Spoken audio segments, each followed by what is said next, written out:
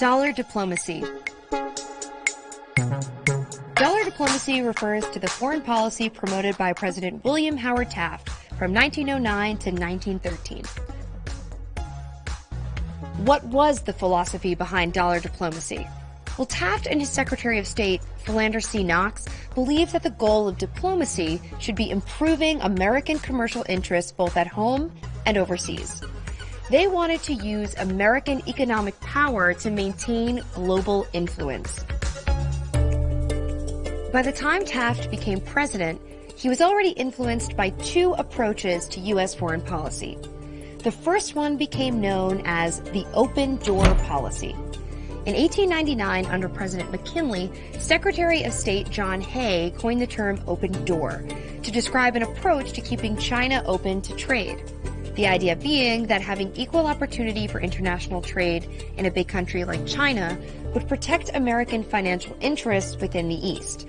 President Teddy Roosevelt inherited this open-door philosophy and would in turn pass it along to Taft. But Roosevelt integrated another diplomatic strategy, the Roosevelt Corollary, allowing U.S. intervention in Latin American conflicts with Europe. With the corollary in place, Roosevelt peacefully intervened in the Dominican Republic by exchanging U.S. loans for the right to choose the Dominican head of customs. This use of money as leverage is widely considered a key inspiration for dollar diplomacy. Taft justified his brand of diplomacy by arguing it substituted dollars for bullets. But how well did it actually work? Taft believed that whoever controlled the railroads of a country also controlled its economy. During his presidency, Japan and Russia controlled the railroads in China. Taft worried that the U.S. would be frozen out of China's financial markets and that it would undermine the open-door policy if he didn't do something. So, using dollar diplomacy, Taft proposed a deal. Americans would purchase all of the railroads from Japan and Russia and then return them to Chinese control. But Japan and Russia said no, publicly embarrassing the Taft administration. So dollar diplomacy was generally a failure in China. But what about Central America? Taft encouraged American investment in developing Latin American countries to help them maintain stability. In 1909, dollar diplomacy was used to strip power from a corrupt president in Nicaragua by investing in a challenger who would take his place.